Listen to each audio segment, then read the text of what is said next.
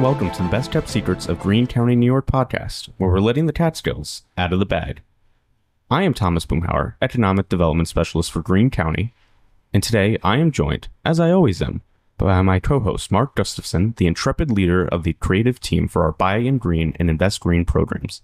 Hey, Thomas. Now, we also have the privilege of being joined here today by Kim and Shahen Guiragossian, the owner-operators of Red Star Café and Bakery here in Cairo, New York, the crossroads of the Catskills. And that's Cairo, spelled Cairo, but pronounced Cairo, not Cairo. Kim, Shahen, thank you both so much for taking the time to chat with us today. Thanks for coming to speak with us. One of the reasons we want to talk to you guys is this business, it's really cool, it's thriving. We're here today on location, and it's really, like, I've only ever been in here when it's swamped people out the door, so I'm in and out. But just being in here, having the opportunity to chill, the vibe is awesome. Thank you. Thank you. That said, what is your connection to Greene County and the town of Cairo? My father bought the house that we bought 15 years ago in 1968 as a place to get out of the city. And I've been coming up here my entire life. We would, as soon as school ended, I grew up in Long Island. And as soon as school ended, we would come up here and spend the entire summers. My father would go back and forth for work, and my mom and me and my siblings, we would just be up here. My cousins would come up, and we just loved the area. It was great. Way cool. So how did you indoctrinate Kim to get up here? When we started dating, about like 3 weeks into us dating, I had been working on the house up here because it was kind of it had fallen apart, really. It was like a lot of stuff had happened to the house, and I was working on the house, fixing it up. And I asked her if she would come with me. I said, hey, my family's got this house up in the Catskills. I was like, I'm going to work on it. If you want to come up with me, it's really beautiful. The house needs a lot of work, but I was young and naive, and I was like, sure, let's go. So I came up with Shahen originally and just fell in love with it. And it's probably everyone's story that moves here. Like, we would come and we would stay an extra day and figure out how we could stay longer. And we just wanted to be here as much as we could. And it was fun to fix up the house and be in paradise. I mean, we love Cairo so much. Just driving around now with all the snow on the trees, it's unbelievably beautiful. I'm always like to my kids, look at the trees, look at the mountains. I'm like, oh, Mom, stop it. So yeah, I fell in love with it, and Shahen has always loved it. And we made it our own. Yeah, and a couple years after we started dating, my father wanted to sell it because he wanted to just not have to deal with the burden of paying for it. And we were both working in the film industry, and we were in a position that we were looking to buy something. So we decided to start investing up here, and we bought the property. So you guys were both on the production side of the film industry, right? I mean, that's if I remember what you had told us. We're both Correct. Crew members. Yeah. I'm part of Local 764, the Wardrobe Union, and Shahen's 52. He's a grip. Wow, awesome. Yeah. Awesome stuff. So what caused you to make the leap to leave the excitement of producing films in the New York metro area to coming upstate? We were kind of losing steam. I mean, the back and forth. Shahen and I take turns working and being home with the kids, so we could appreciate how hard both jobs were, which worked out well for us. But yeah, the person working in the city would come home on the weekend, and then we would just be running with hammers and fixing everything that broke. It was exhausting. And then at that point, we had 2 boys, and then we knew we wanted to have more kids, and it just wasn't sustainable. Right now, we have 4 sons, and there's no way we could pull that off in the city. And the film industry is like, 12 to 15 hours a day, sometimes more, rarely less. So you're just working, 70, 80 hours a week, and then you're not seeing your family. You're not being a part of what's going on. Plus, we couldn't afford to buy a, bigger place in the city with all of our children. So it's like, we knew we had to come to a place we could afford and we could build into it. And because the film industry, you're freelancing, so you're all over the place. We just kept investing in our home up here, and we had an apartment in the city. And then during COVID, we got rid of the apartment, and we were like, let's just make that leap, get rid of everything, and just do this full time. But we had already purchased this building to do the coffee shop. We were renting in the city, and something had shut renting. down. So we were like, something had to give. And that was just the easiest. So Shahen went down with the U-Haul and just packed up our whole life. Here we are. Yeah. So you actually opened this business during COVID, right? Brutal. We bought the building in 2018, and we started building everything. We started doing the whole build out here. And and then we had our 4th son, and then a month later, the world shut down with COVID, and we had this building, and we were like, we had, the bar was partly built. I had almost everything built. We had Oh my gosh, we were remote teaching all of our kids. Yeah, it was crazy. There were some good parts of it though. Like we had a new baby, which was awesome for all of everyone. The boys wouldn't have been around this new baby as much. It really, really was an incredible time. Just like a pause in the world for our family to be together. And then when we would come here and do work, we could take the time to really create this space. And you created this space right from the ground up, right? I mean, this is all you. Absolutely. It was a tax office when we bought it with like fluorescent lighting and like, a lot of walls, and we just opened it up. Put in the kitchen and everything. It is. For our listeners, I mean, you definitely have to come in and see the inside of this place. It is 5 shades of cool. It is just really, really awesome. You would never know it was a tax office before this. There's zero corporate in it. Yeah. I got to get rid of all that. Originally, it was a general store like 100 years ago, and I feel like now we're kind of like bringing that vibe back to it, and it's kind of has that like where people are coming in every day. It's nice. It's like a nice community space. Now this is the storefront, right? And then I'm trying to remember. There is not an upstairs, right? Just an attic. An attic. Okay, yeah. But you do have an ante building on the property. Yeah, there's a barn on the building that's like 200 years old. Wow. And the upstairs of the barn has hardwood floors. They used to have what we were told is that they used to have Oddfellow meetings up there, and it's a beautiful barn. There's a stage in the back there where they used to hold these meetings. It's really beautiful. Hardwood floors, and needs a little love, but we're working on that right now. but it's inspiring. It's inspiring. It's what we love to do. And, I think the community is eager and excited for us to turn it into an event space. And we just are doing our best and taking our time and living life. And so if that holds true to form, and I'm wondering if you guys have seen this at all, barns around here back in the couple hundred years ago were all built out of chestnut. And I get that from a cousin of mine who runs a lumber company that will probably be named later up in Greenville. Right. But before the chestnut blight, they were made out of chestnut and hickory. Those were the 2 big beam supports for that. So it'd be interesting actually going through, to see what's actually underneath, what's holding it up. Yeah. We're definitely excited for that part. Yeah. We already touched on it a little bit, but what was the kind of idea? Why did you decide to start a coffee shop? We both love coffee, but really we wanted, like, this town, our kids were going to school here, and we'd been driving through this town. I had seen this town in the 80s have a couple stores, and there was a couple things, but there was nothing in this town to really draw people to come in. And in our opinion, a coffee shop is sort of like a first kind of thing to get people to come in for something small, where they could, come in for a cup of coffee, and then, you don't have to like spend, it's not a full meal. So I feel like a coffee shop where a lot of people could come check it out for a little bit, come see our town, and then, go hiking or, do any of the, outdoor activities that are around here. And our hope is that other businesses are going to come along and they're going to open up other restaurants and bookshops and bike stores. But to us, like, a coffee shop is a nice first thing for a town, because you kind of get everybody to kind of come together and talk about these other projects. And to be honest with you, it's really what we've seen since we've opened. We've seen people coming here with like engineers and architects and, people who have bought property, and they sit at the table and they just start planning it out and talking about it. And I'm sitting behind the bar, like listening, watching our town just kind of develop and grow. And it's really cool. It's what we wanted. Some of our customers have bought their homes. Yeah. They'll come in and they're like, oh, we're house hunting. We're looking in the area. And then they'll come back and they'll be like, well, we bought a house close by because of you guys. Yeah.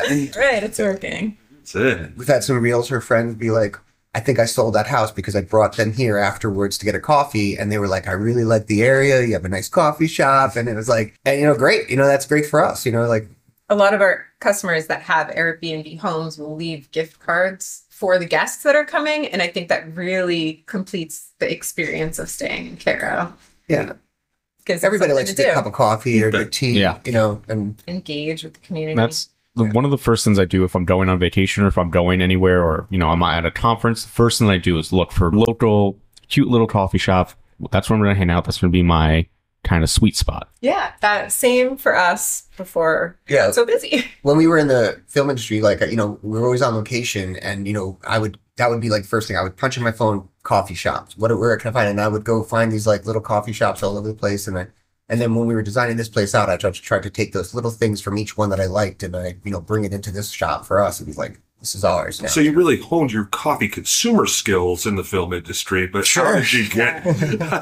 how did you transform those skill set, that expertise in film production into, I guess it's all production. It's just, I don't know.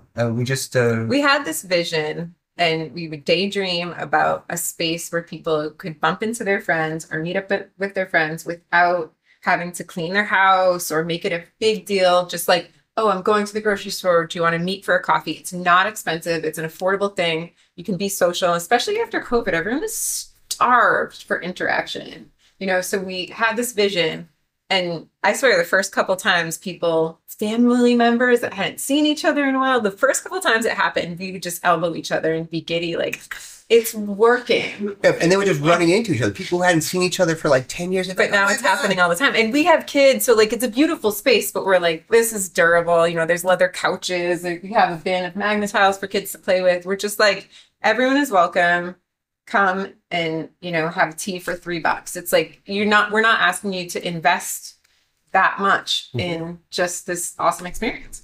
And also for us too, before we had this coffee shop, we would be dropping our kids off at some sporting event and then it's an hour. And then what are we going to do? Drive 20 minutes home and then be there for 10 minutes and then just drive back. So we wanted a place where we could just go for 10, 20 minutes and then go pick our kids up because we can't sit in a parking lot or whatever. So that was also another thing for us too. And that's what we do. That's what we are, I guess. So for the benefit of our listeners, can you take us through the process of how you actually acquired the space, how you found it? Oh, it's a good story. Shahen was driving down the street, slammed on the brakes, and was like, what about that building? we were taking our kids to school up the street and we were just driving home and I saw the for sale sign on the building and I was just like, give me that one. What about that building? Oh, that looks like a cute coffee shop. And it just had Murray and True real tax office, right? Yeah. And it would just have like this. Yeah, it was like the building was like just gray and just wasn't really. Everything was overgrown, but Shahen sees it, and he's a really phenomenal builder. So he has this vision, and he's like takes it on, and everything about the location made sense to us. The kids can get off the bus here, and our house is 11 minutes if we forget to do something. We're so used to commuting 2.5 hours to Brooklyn that it's like, we were like, this is the life that we want. Everything about it makes sense. And, eventually we want to be able to have clubs for kids and give them something to do when we renovate the barn and have a bigger space for it. Just more for kids to do, our own kids included. So how long have your kids gone to Cairo? Their whole life. Their whole life. Starting in 2018? Pre-K. No. Okay. Oh, pre-K. We have a 12-year-old. Yeah, whoever was here with the kids was doing, home life, right, school life, that kind of thing. And then whoever was working in film was in Brooklyn coming home, back and forth. It was like 8 years of basically Kimmy and I like going, all right, one of us was making money in the city, the other one was raising the kids, and then we'd come home on the weekends, and then we'd flip it. Like I would get a job because we were both freelancers, and then she would get a job on a movie, and then that was really hard and grueling, but then it was kind of like both sides were really hard without partner being there, but it was nice to, okay, I've just, worked for 6 months for 18-hour days and fake rain and freezing cold and fake blood. Wow. And now come home and do, shovel the driveway and do all that kind of stuff. So quick question, did any of your kids have a teacher at Cairo named Mrs. Sutton? No, none of our boys had Mrs. Sutton. Okay. That was my cousin who actually, she taught there for 25 years and she was in kindergarten and first grade, but they actually made a bear of her when, because her bears? Yep. One of the Cairo bears. You just touched on some of the challenges associated with freelancing in the film industry. What have been some of the successes and some of the challenges of running a coffee shop and running your business? Yeah, I'd say the successes for us is that we're home every night for dinner and we see each other and our boys and we're able to take them to school and do the whole thing, which we didn't have that beforehand. So that's really the success for us is that's what we wanted. business has been challenging, but to be honest with you, like the film industry was like very challenging, and it wasn't for.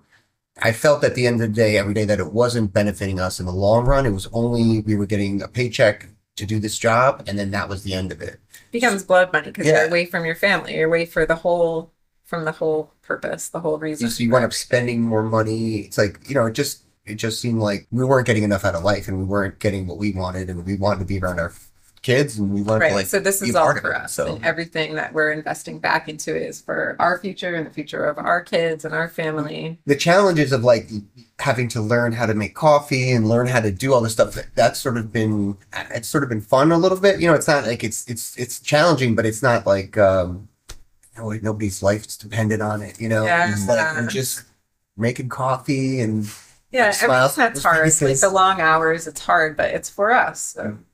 And the hours are long here, but it's hours. And we were working such crazy hours for somebody else, and sometimes they gave us credit in the films, and then sometimes the credits go up so quickly, and you're like, who's even watching that? Don't only other films. And then you're like, okay, I worked on this movie for 9 months of my life, and people watched it in an hour and a half. What am I doing? Yeah. Well, you guys are truly part of what I come to refer to as the Cairo Renaissance. My family has deep roots in the Cairo. And this little ring that I've got on my pinky finger, for those who can't see, is my father's wedding ring. And that is when my mother and father were married in the Methodist Church down here on August 6, 1944. Okay. They both were graduates of Cairo High School before it was Cairo Durham. Right. Okay. And I actually have a picture that if I find, I may bring to you guys to display in here of my mother being held as an infant in front of the Cairo fountain. Oh, yeah? Yeah. It's really, really kind of interesting, that sort of thing. But Cairo used to be the actual center of Greene County because geographically it is located in the center of Greene County. Yeah. And it was the center for all sorts of agricultural commerce. There was a train line that came through here. People on their way up the mountain, down the mountain, to the rivers, wherever, all of it sort of centered around Cairo. And what's now Angelina Town Park was the Greene County Fairgrounds for years and years and years. And those buildings that were in disrepair and then had been since replaced, there used to be livestock. That was what that was all about.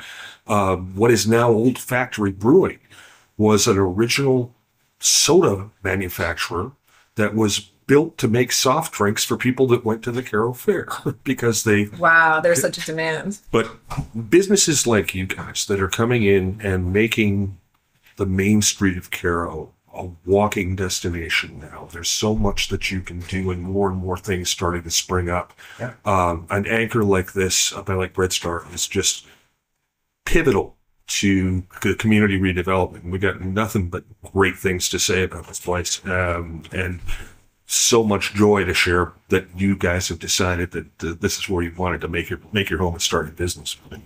Yeah, I remember when you and Kim both came into our office to talk about our multi-grant program that James Hannes and I administer, and you were like, we're from Red Star Bakery and Cafe, and it took me a second, and I was thinking, and I was like, oh, espresso, because that's one of the things you're doing is you're attracting people to the community with things like your billboard out on 23. It's simple, it's to the point, tells people what's going on and where to find you.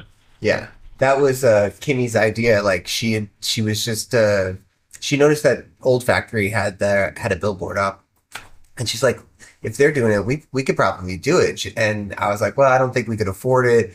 And she was like, well, what if I looked into it and I think we can afford it? And I was like, well, what would we even say? And she was like, what if we just said espresso? And I said, okay, all right. Now you got my attention. And so we did it, and we just put the sign in. It has been like from the first week we had it up, people would come in and they would just like look around and they'd be like, I saw your billboard and I knew you had something more than Dunkin' Donuts in this town. And that's why I drove through. And we hear it all the time. It's like that has been such a I didn't even think billboards really worked like that, but they do. I mean, well, from a guy who cut his teeth in outdoor advertising, and I came up with the slogan "Looks like deer season" to promote John Deere lawnmowers with just long grass. It works, right? Yeah. That's a brilliant campaign, and it's so simple and so elegant, and it draws people in. And that has been an issue for this town since 1968, when New York Route 23 became the quote-unquote Cairo bypass. Yeah. It literally bypassed the main street of Cairo that you used to have to drive through if you were going up to East Durham or going up to Wyndham or to Acre or even to Greenville. And there are still people here that are completely bitter about the fact that people do not get off of New York 23 because it's a 4-lane divided highway and they're on their way to somewhere else. Right. You guys are one of those businesses that's getting people off the bypass and bringing them back down to the main street. It's definitely cool. I like it that I love it when people come in, and and now too we get a lot of people coming on Sunday driving back down to the city from the mountain, and they saw the espresso sign going up, and we're coming back down. We got to get a coffee before we go home, and not long drive. Perfect. It's perfect. Yeah, it's wild. We get like a late afternoon Sunday, crowd. It's cool. One of the things that we do on Best Kept Secrets, of course, is that we've got to highlight a Best Kept Secret, which is,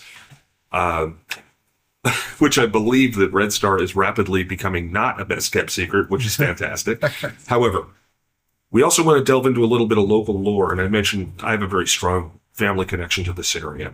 And when we were chatting earlier, and one time when I was in looking around and having an espresso, we noticed that there may be a connection to Legs Diamond in this property, the bootlegger. That's what we've heard from people, like the previous owners that we bought the property from, because this barn is like about 200 years old that's behind us. It looks like a bootlegger barn. Like it looks like it's a place where they were doing it. And and people told us that Legs Diamond had connections to this barn. And then I was reading a book about it, and it just mentions Cairo and Catskill and how he was just all in and out of this. He was.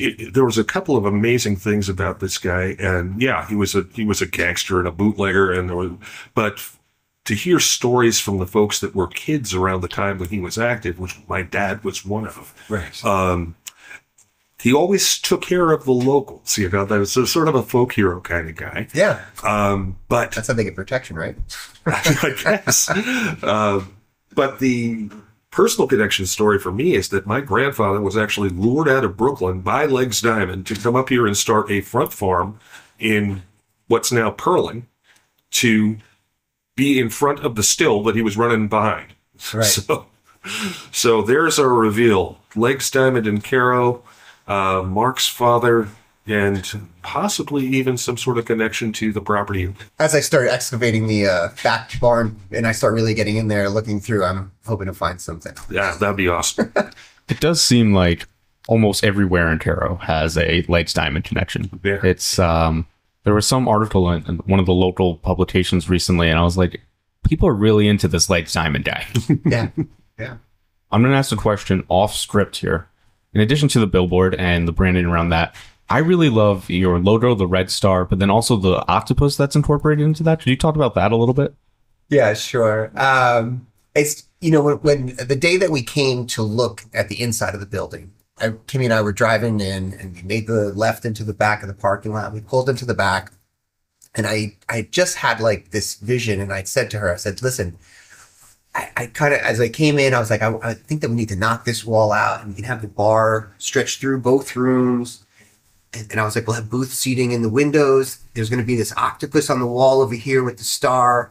And Kimmy was just like, I don't know what the octopus has to do with anything. And I literally was just like, I just saw it when I was in the vision of like, when I was planning this place out, I saw the octopus there, and I was like, well, and then I was like, no, we don't need an octopus. We don't sell sushi. People are going to be confused. And I was just like, and then during COVID, we hadn't painted it yet, because she had kind of like gave me this like, why are you doing an octopus? And I was just like, I don't know. It was just, when I was designing the place, it was there. So I feel like we should put it out. And then finally, she was like, well, are you going to do this octopus or not? And then, so I drew it up one day, and I was like, all right. And we put it on the wall and painted it. And it's really just that. And I helped him paint it. I came around to it. And now whenever people are like, oh, Octopus, I love it. It's my spirit animal or whatever. Then he just side-eyes me. And I'm like, okay, you're right. Because it was like, well, 8 is a lot of legs. So, it's a spectacular piece. It's a real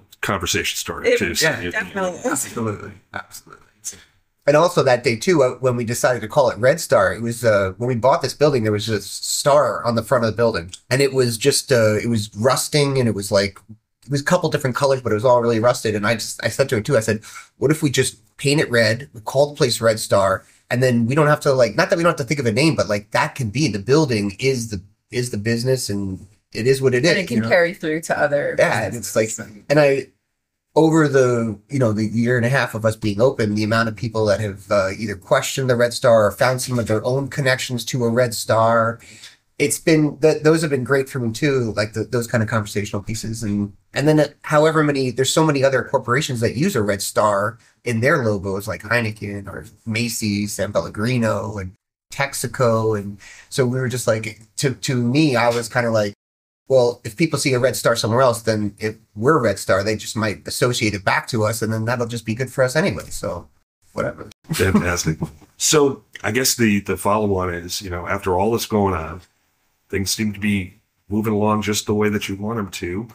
You're able to invest your time into your lives in an area that you obviously love. What's next? What's next for Red Star? What do you guys see in 2024 beyond? So we have this big barn in the back, and we had no power or electricity to it. So this past summer, we dug a trench, we put power, water, sewer up there. So we're hoping to turn that into an event space and just sort of create, we want to create outdoor farmers markets and flea markets out in our back area, but next to the barn, and then eventually turn that into more of an event space where we could, host other weddings or something, small events, That sounds great. Yeah. Sounds fantastic. And all of that, all the farmers markets and flea markets kind of, for us, just add into that, walking community. Hopefully those people buy coffee, they can go check out a flea market, the farmers markets or whatever, and it all can just keep people moving in our town. Well, thank you so much, Kim and Shahen, for your time today. You're welcome. Yeah, thank you. That's all she wrote for today's episode of the Best Kept Secrets of Greene County, New York podcast. Next time, we'll be letting the Catskills out of the bag in Catskills. So until then, we've got places to go, things to do, and stories to tell.